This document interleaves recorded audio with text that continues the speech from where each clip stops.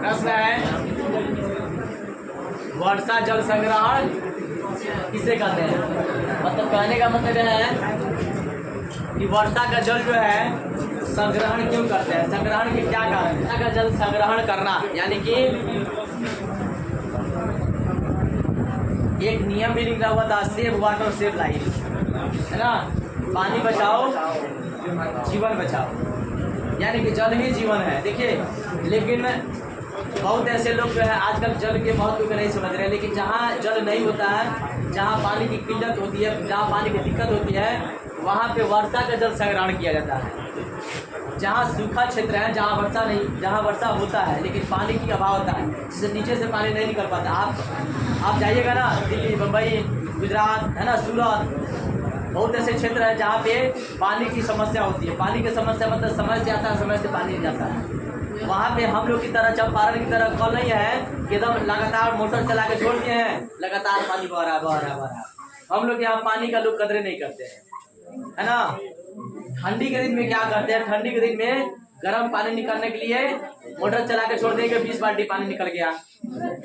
गर्मी के दिन में ठंडा पानी निकलने के लिए 25 बाल्टी पानी जा रहा है। हाथ लगा के देखते हैं ना, अभी ठंडा नहीं आया, अभी नहीं आया, फिर हाथ लगाते हैं, अब पानी तो नहीं आ रहा है ना। जब तक पूरा ठंडा पानी नहीं निकलेगा तब तक लोग पिएगा नहीं, और पानी बर्बाद जा रहा है। हम लोग के यहाँ कोई मोल नहीं है पानी का, इतना पानी अधिक है कि लोग कदर नहीं करते हैं। नहाने जाना होगा तो क्या करेंगे, पहले 4 बाल्टी से पहले हाथ खाली एड़ी मलेंगे 4 बाल्टी में, हाथ खाली धोएंगे 4 बाल्टी से, तब तो 8 बाल्टी गया। और नहाने में सोच लीजिए कई बाल्टी चला गया, है ना। हम लोग यहाँ वो सिस्टम है। कारण क्या, लोग वैल्यू नहीं करते हैं। पानी अधिक है तो लोग इसका कीमत नहीं समझते। लेकिन जिस जगह पे पानी की अभाव है ना, वहां पे जाके देखिए पानी का क्या दशा होता है, पानी क्या कीमत क्या है, पानी कितना इम्पोर्टेंट चीज है। वहां जो है अन्य जगहों पे जो है प्लास्टिक का पाउच बना कर पानी भर भर के लोग बेचते हैं। एक पे संजोग से हम चले गए थे सूरत, है ना, लगभग 2010 या 11 करीब में। इंटर पास करके गए थे। वहाँ प्यास लगा, पानी मतलब कि मिल नहीं रहा था, कहीं कल नहीं था। हम लोग यहाँ जहाँ जाइए जहाँ कल है, हाई सुख चलाइए, खूब ठंडा पानी निकालिए तो पी लीजिए आराम से। वहाँ पानी खोजते पानी नहीं मिला, था साथी था तो क्या किया, जाके पाउच इतना मेलवा में देखे हैं, इतना मोट के इतना पाउच बिकता है, रंगीन पानी बना के बेचता है सब पहुँचुआ में प्लास्टिक किया के। अरे बचपन में हम लोग खूब पिए हैं मेला में, खाटा मेला में, पंजिरवा मेला में खूब हम भी पिए हैं। रंगवा भर देता है सब, उसी में बेचता है। तो वैसे वहाँ पे पानी भर खरीद के पिए हैं। मुंबई में चले जाइए, मुंबई में एक बार हम कहते हैं, है ना, उसी समय कहते हैं 2-4 जगह दौड़ा किए, घूमे फिरे, है ना। समय से पानी आएगा, समय से पानी जाएगा। और पानी संजोग से अगर एक दिन नहीं आया तो समझिए एक दिन का पानी जो आप इकट्ठा किए हैं ड्राम में भर के, 2 दिन तक काम चलाइए, पीजिए वही, खाना बनाइए वही, और तो और नहाइए वही, कौवा नहान कीजिए, छिड़क लीजिए। और मान लीजिए ड्राम में पानी भर के रखे हैं, तो पानी तो ज्यादा है नहीं, तो क्या कीजिएगा, यहाँ थोड़े है, मोटर चला दिए नहा रहे हैं, पानी नहीं है, कौवा नहान कर लिए, छिड़क लिए, हो गया नहान कर लिए बात। तो यहाँ पे करा वर्षा के जल के संग्रहण करना भी आवश्यक है। और जहाँ पे जल का अभाव होता है, पहाड़ी इलाका होता है, पानी निकल भी नहीं करेगा नीचे से, हैंडपंप हल भी नहीं करेगा, तो वहाँ पे क्या करते हैं, वर्षा के जल संग्रहण करते हैं, इकट्ठा करते हैं। खेतों में बड़ा बड़ा गड्ढा बना देते हैं, हर जगह से पानी आके जमा हो जाएगा, खेत पटाने काम आ जाएगा। जब सूखेगा खेत तो अपने छत पे या अपने आंगन में, अगर आंगन खुला है तो उसमें टैंक रख देते हैं, वर्षा का पानी जमा होता है और वर्षा के जमा पानी हो जाता है तो घरेलू उपयोग में आता है ना। ये क्या है, ये इससे फायदा भी है। फायदा ये है कि जहाँ पे पानी नहीं होता वहाँ पे पानी की समस्या दूर हो जाती है। नीचे जो पानी स्तर जो है नीचे भागता है, वो पानी ऊपर आ जाता है।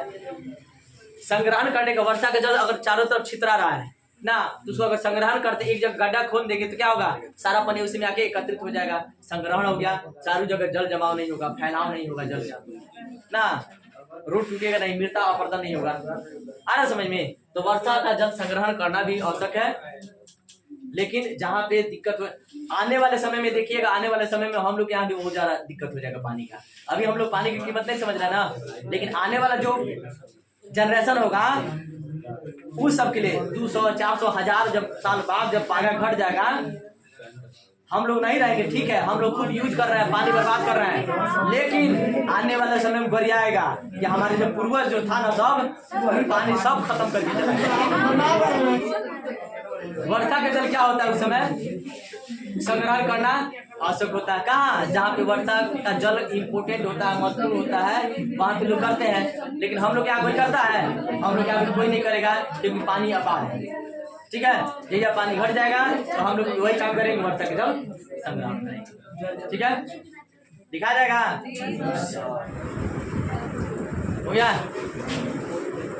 प्रश्न क्या है? उत्तर भारत में सिंचाई के साधन क्या है? यानी कि हम लोग उत्तरी भारत में रहते हैं, ठीक है। हम लोग किस भारत में रहते हैं? तो हम लोग के यहाँ सिंचाई के साधन क्या, प्रमुख सिंचाई के साधन क्या है? क्या चीज़ ज़्यादा हम लोग यहाँ है जिससे सिंचाई कर सकते हैं? तो हम लोग के यहाँ क्या है? नहर नदी अधिक है। देखिएगा हर क्षेत्र से नहर निकल के क्या है, बड़का नहर है, छोटका नहर है ना। हम लोग क्या है, बगले में है बड़का एक गंडक नदी है, बूढ़ी गंडक नदी, इससे तो कितना पानी पड़ेगा ना, एक बार आ जाएगा तो पूरा पानी हो जाएगा। तो हम लोग क्या है, उत्तरी भारत में नहर नदियों की सुविधा ज़्यादा है। तो बस आपको सिर्फ बता देना है उत्तर भारत के सिंचाई के साधन क्या है। तो सिंचाई के साधन क्या है? नहर और क्या है? दिखा जाएगा, चलिए ठीक है, दिखा जाएगा। प्रश्न है, भारत में भूमिगत जल संसाधन पर टिप्पणी लिखा है। भारत में हम लोग जो भारत है तो इसमें भूमिगत जल यानी भूमि के अंदर जल जो है कितना है, उसका क्या संभावना है ना। तो भारत में भूमिगत जल जो है उसके बारे में आपको लिखना है, पानी कितना है नीचे। देखिए हर चीज़ एक सीमित ना होता है जी, दुनिया में कोई भी चीज़ सबका एक सीमित समय होता है, सबका एक सीमित है ना। चाहे 200 वर्ष के बाद समाप्त हो, चाहे 2000 वर्ष के बाद, लेकिन सीमित तो है ना। अधिक है तो अधिक दिन तक चलेगा, कम होगा तो कम दिन तक चलेगा, ठीक है। तो आपको भारत में भूमिगत जो जल संसाधन है उसमें थोड़ा सा आपको शॉर्ट क्वेश्चन में बता देना है कि भारत में भूमिगत जो है जल संसाधन जो है, यानी कि जो वर्षा होकर के नीचे पृथ्वी के अंदर तक कुछ भाग जो है चले जाते हैं, वर्षा के कुछ अंश नीचे चले जाते हैं, जिसे क्या कहते हैं? भूमिगत या भौम जल कहते हैं, ठीक है। और इस भूमिगत जल की क्षमता जो है कितनी है? 434 अरब घन मीटर है। यानी कि हर चीज, कोयला है, पानी है, पेट्रोल है, डीजल है, हर चीज का एक आंकड़ा लगा दिया गया, एक अनुमान लगा दिया गया है कि इतना हम लोग के यहाँ संसाधन है, ठीक है। लेकिन हुआ कि इतना भूमिगत तो हम लोग के यहाँ है, जल संसाधन है 434 अरब घन मीटर। लेकिन इसमें भी अब क्या होता है, जैसे कुछ ऐसे जगह है जहाँ पे खेती पे लोग ज़्यादा विशेष ध्यान रखते हैं, जैसे हरियाणा, पंजाब है ना, जो है तमिलनाडु। यहाँ पे क्या होता है, पंजाब में जाइएगा तो हमेशा धान में इतना पानी लगा रहता है, हमेशा बड़ी वहाँ पे लोग एक्टिव होते हैं। वहाँ पे जाइएगा तो खेतों में ऐसे ही जो है चल रहा है, नीचे से पानी निकल रहा है, खेत में ऑटोमेटिक चल रहा है। हम लोग क्या वो सिस्टम है? हम लोग के जब इधर कोनो सिस्टम नहीं है, लेकिन वहाँ जाइएगा तो आपको मिलेगा धान की खेती है, वहाँ पे नलका लगा हुआ, ऑटोमेटिक पानी निकल रहा है, ऑटोमेटिक पानी निकल रहा है ना, हमेशा खेत में पानी मिलेगा। तो वो क्या होता है, नीचे से पानी खींच करके तब जाकर पटाया जाता है, यानी कि भूमिगत जल का अधिक उपयोग वहाँ पे है, ठीक है। तो भूमिगत जल के बारे में लिख सकते हैं ना। भूमिगत जल किसे कहते हैं, समझ में आ गया? जो भूमि के अंदर जो पानी होता है, पानी कहते हैं, उसको क्या कहते हैं? कोई दिक्कत हो गया?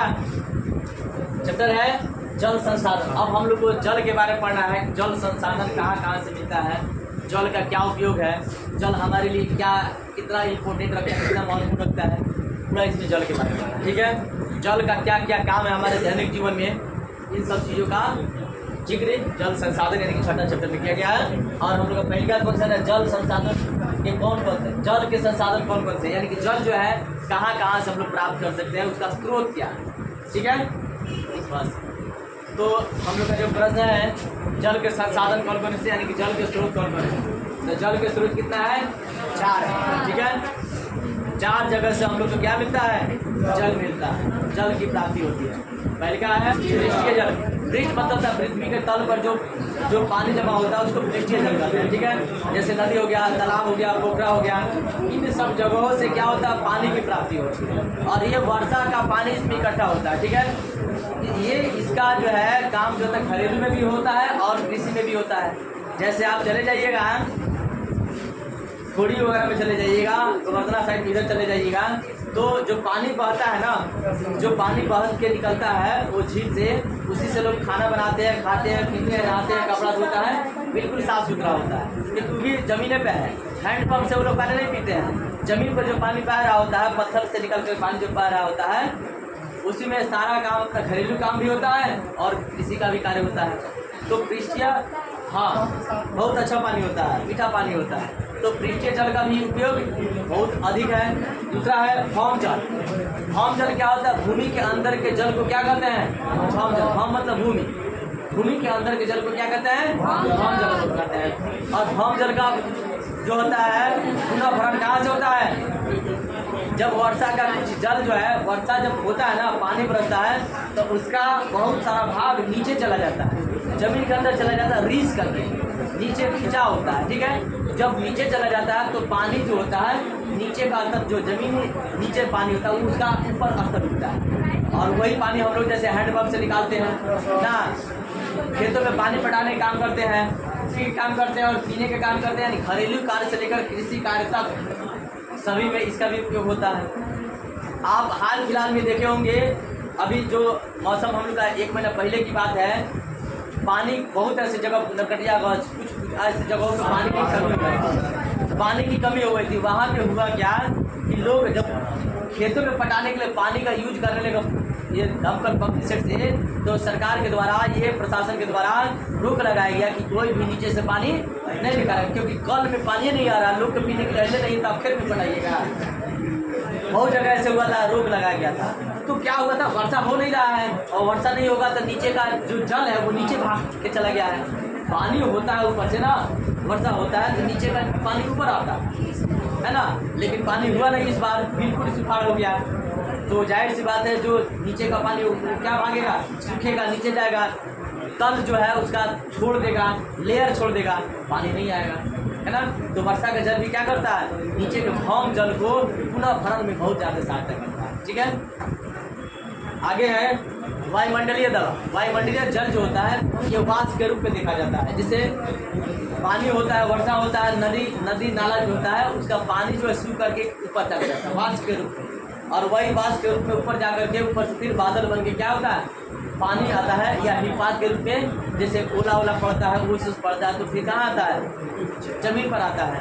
और पानी जब बरसता है, वर्षा होता है, वही वाष्प वर्षा के रूप में जब धरती पर आता है तो फिर वो नीचे जाता है कुछ भाग उसका, और नीचे से फिर क्या करता है, हमारी जो नीचे भौम जल है उसकी पूर्ति करने का काम करता है, ठीक है।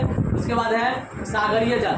देखिए सागरीय जल जो होता है लवणीय जल होता है, उसमें लवण होता है, क्षार होता है, नमकीन होता है, वो तो हम लोग पी नहीं सकते हैं। लेकिन सबसे इम्पोर्टेंट उसका काम एक है जो कि क्या बोलते हैं, जल परिवहन, यानी कि जहाज को एक स्थान से दूसरे स्थान तक पहुंचाने का काम करता है पानी। एक देश से दूसरे देश के बीच की दूरी को आधा करता है पानी। भले वो पी नहीं सकता है, लेकिन काम तो उसका बहुत इम्पोर्टेंट है, जो कि एक देश से दूसरे देश में व्यापार से जुड़े हुए क्या करता है, व्यापार को जोड़ने का काम करता है ना, तो उसका भी काम है। समझ में आया। पानी जो है हम लोग को कई जगह से प्राप्त होता है, 4 जगह से। दिखा जाएगा अब, दिखा, चलिए।